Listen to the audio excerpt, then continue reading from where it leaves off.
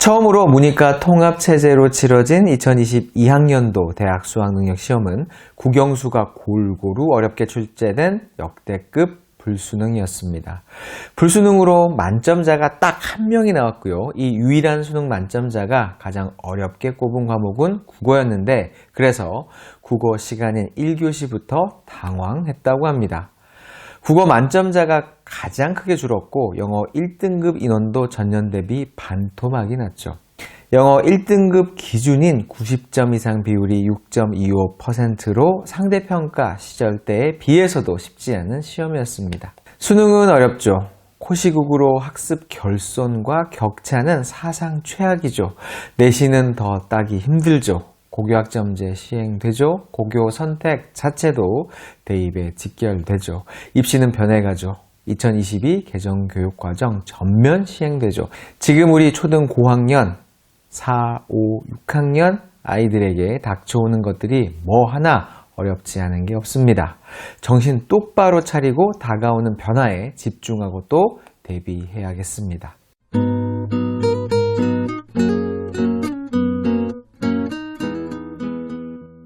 안녕하세요. 대한민국 학부모를 위한 실천적인 교육 전문 채널 교집합 스튜디오의 권태영 소장입니다. 초등 고학년 평생의 학습에 있어 이때보다 더 중요한 시기는 없습니다. 초등 저학년 때부터 이어져 온 학습 패턴을 과감히 버려야 하고, 그러지 못하면 승산이 없게 되는 그야말로 골든타임이죠. 초등 고학년에 꼭 해야 할 것들을 파악하고 이를 위한 과감한 변화와 실천이 필요합니다. 초등 고학년 4, 5, 6학년 지금 해놓지 않으면 후회하는 3가지. 첫 번째입니다. 이제는 좀 더 실전적인 공부에 돌입해야 합니다. 문해력, 영어, 수학 이 3가지 주요 영역을 중심으로 좀 더 구체적으로 말씀드려 보겠습니다. 지금 초등 4, 5학년 곧 5, 6학년이 됩니다.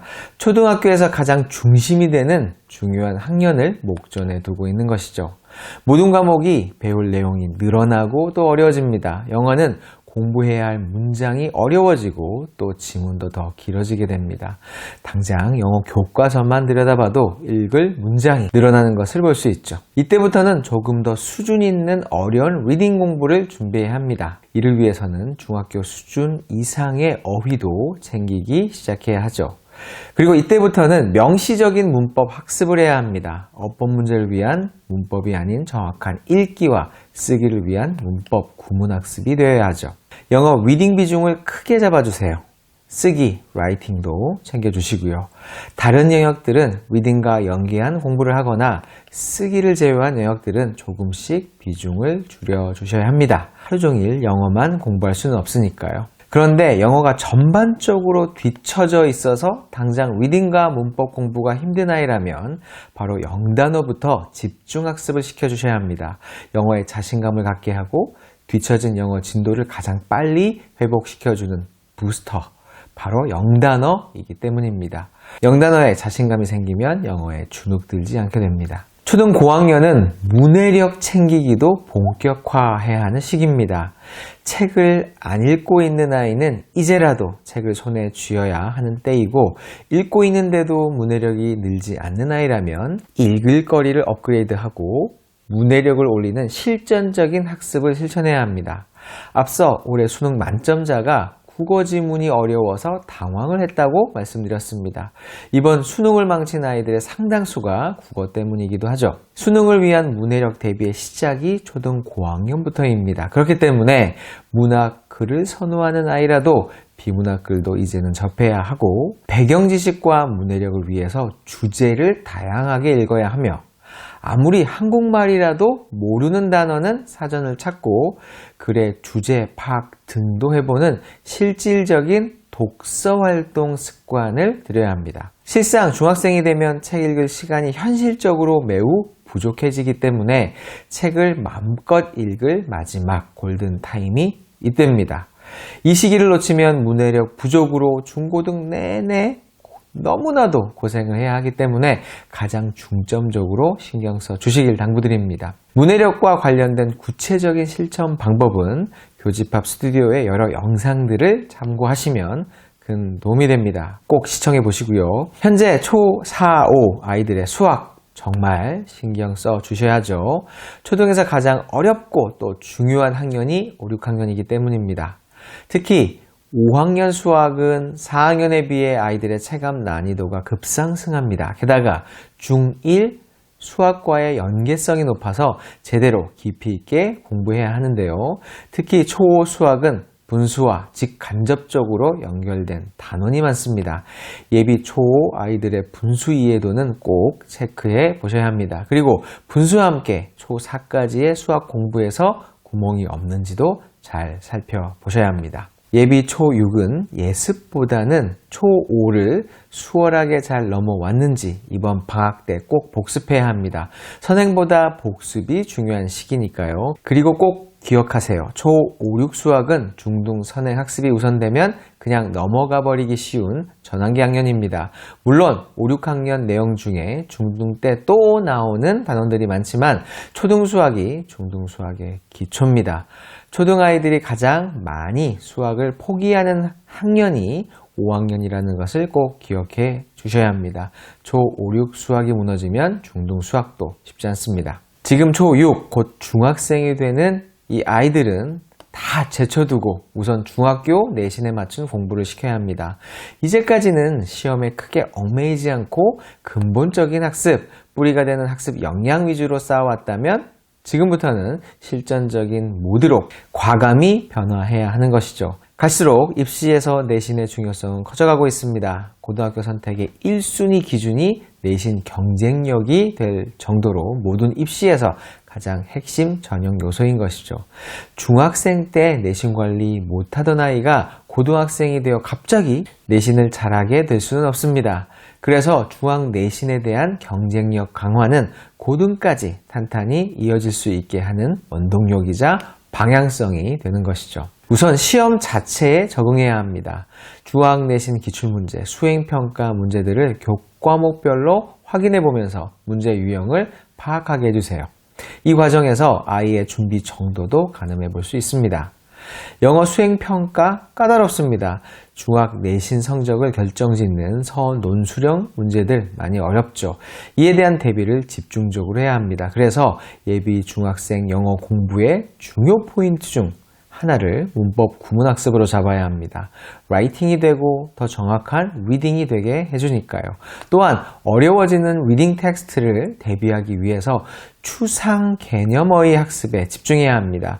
중고등 영어가 어려운 가장 큰 이유 중 하나가 바로 이 어려운 추상어휘가 대거 등장하기 때문입니다. 눈으로 볼 수도 만질 수도 없는 막연한 뜻의 이 추상어휘는 한글로도 뜻이 어렵기 때문에 영단어 공부와 더불어 한국어 어휘 공부를 병행하는 방식으로 학습해야 합니다. 한국어 뜻도 모르면 진도를 나갈 수 없기 때문입니다. 이 과정에서 국어 문해력도 자동으로 성장하게 되는 계기가 됩니다. 일석이조인 것이죠. 단어장으로 공부하든 영어 지문을 통해서 공부하든 무조건 모르는 단어는 한국어 뜻까지 찾아보고 기록해 놓는 습관 꼭 실천하도록 지도해 주시기 바랍니다. 이게 안 되면 고3까지 고생하니까요. 예비 중1 수학도 마찬가지입니다. 자유학년제로 인해 시험 없이 수행평가 및 여러 활동, 중학교 적응 등으로 중1이 빠르게 흘러가 버리기가 너무 쉽습니다. 지금 겨울방학에라도 중1 과정을 제대로 학습해 둬야 합니다. 수학은 위계성이 강한 학문이기 때문에 중1을 제대로 해야 중2부터 어려움을 겪지 않습니다. 팁을 하나 드리자면 중등은 1학기에 연산을 포함한 대수 파트 단원들만 구성되어 있습니다.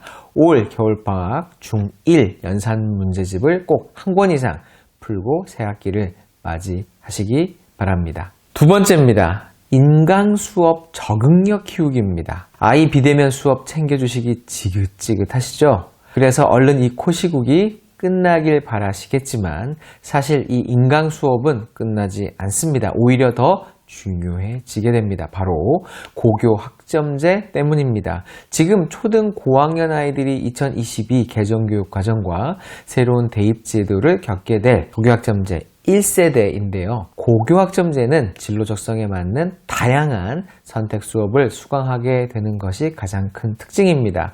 그런데 1기 학교에서 모든 과목을 다 개설할 수는 없으니 결국 인터넷 수업에 많이 의존할 수밖에 없게 됩니다.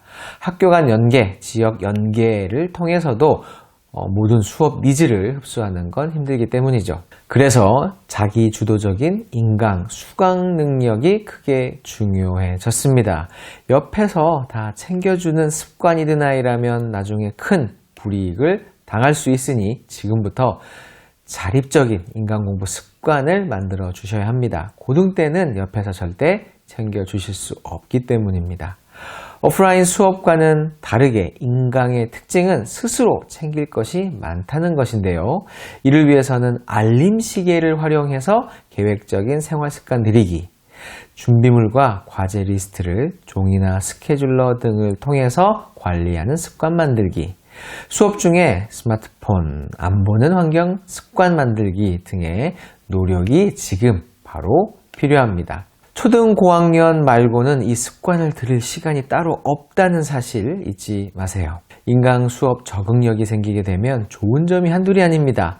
학교 수업뿐 아니라 인터넷으로 들을 수 있는 참 많고 좋은 여러 수업들을 무료 또는 저렴한 비용으로 들을 수 있는 선택지가 생기게 되는 것인 동시에 학원 등하원 시간도 절약되는 효과도 얻을 수 있습니다. 세 번째입니다. 겨울방학 업그레이드 준비입니다.